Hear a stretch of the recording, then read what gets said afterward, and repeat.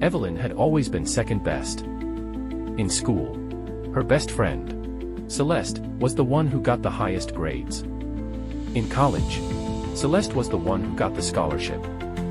And in life, Celeste was the one who got the dream job, the admiration, and the perfect fiancé.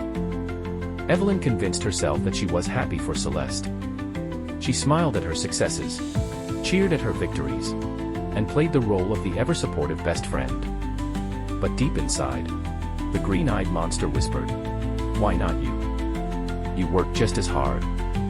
You deserve it more." The bitterness grew, feeding on her every insecurity.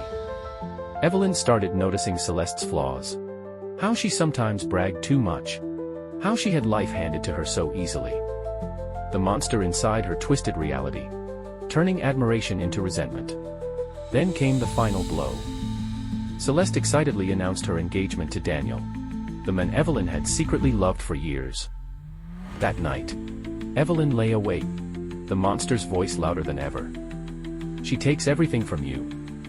Do something about it." And so, she did. Evelyn planted seeds of doubt in Daniel's mind. Subtle words, carefully placed, making him question Celeste's loyalty. She forged fake messages, whispered carefully chosen lies to mutual friends. Like poison spreading through veins, her deception took hold. Days before the wedding, Daniel called it off. Celeste was devastated.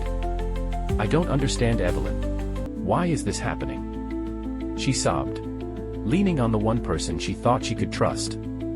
Evelyn held her, but inside, she felt nothing. No victory. No joy. Just emptiness. But karma is patient. It waits. The truth surfaced, as it always does. One by one, people distanced themselves from Evelyn. Friends turned cold. Her reputation shattered. Celeste left town, and Daniel disappeared from her life forever. Evelyn had won the battle, but she had lost the war. The green-eyed monster had whispered promises of satisfaction, but in the end, it had only left destruction in its wake. Her own.